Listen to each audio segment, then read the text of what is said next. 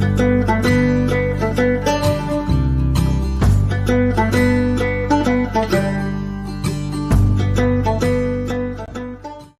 Friends, సిరి kitchen స్వాగతం. నేను మిశ్రిని. ఎలా ఉన్నారని అందరూ బాగున్నారు? నేనైతే సూపర్గా ఉన్నానండి.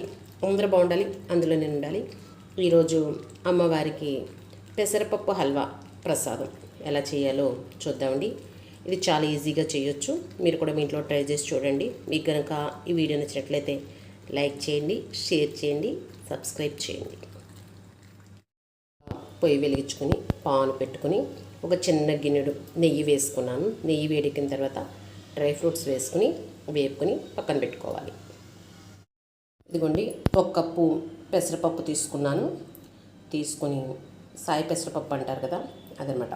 తీసుకొని దీన్ని కొద్దిగా పచ్చివాసన పోయేదాకా వేపుకొని 2-3 సార్లు కడిగి కుక్కర్లో పెట్టుకొని 2 విజిల్స్ వచ్చేదాకా ఉడికించుకుని పక్కన పెట్టుకున్నాను. 1 కప్పు పెసరపప్పుకి 1.5 కప్పు బెల్లం తీసుకున్నానండి. తీసుకుని కొద్దిగా వాటర్ పోసి, బెల్లం కరిగితే సరిపోతుంది, పాకమే రాక్కర్లేదు. కరిగించుకొని వడకట్టుకుని దీన్ని కూడా పక్కన పెట్టుకున్నాను.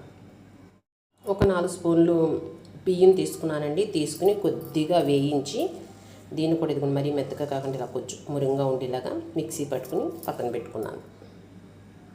ఇదిగోండి, డ్రై ఫ్రూట్స్ వేపేసుకున్నాను. తీసేసుకున్న తర్వాత ఇదే నేతిలోకి బియ్యం వేపుకున్నాను కదా, మిక్సీ పట్టుకున్నాను కదా, అవి వేసుకుని కొద్దిగా వేపుకోవాలి. ఇది వేగింది కదండి. కొంచెం వేగిన తర్వాత అది అలాగ నూరొక్క కింద వస్తుంది కదా. ఇప్పుడు ఇందులోకి బెల్లం వాటర్ ఉంది కదా, ఆ వాటర్ వేసుకోవాలి.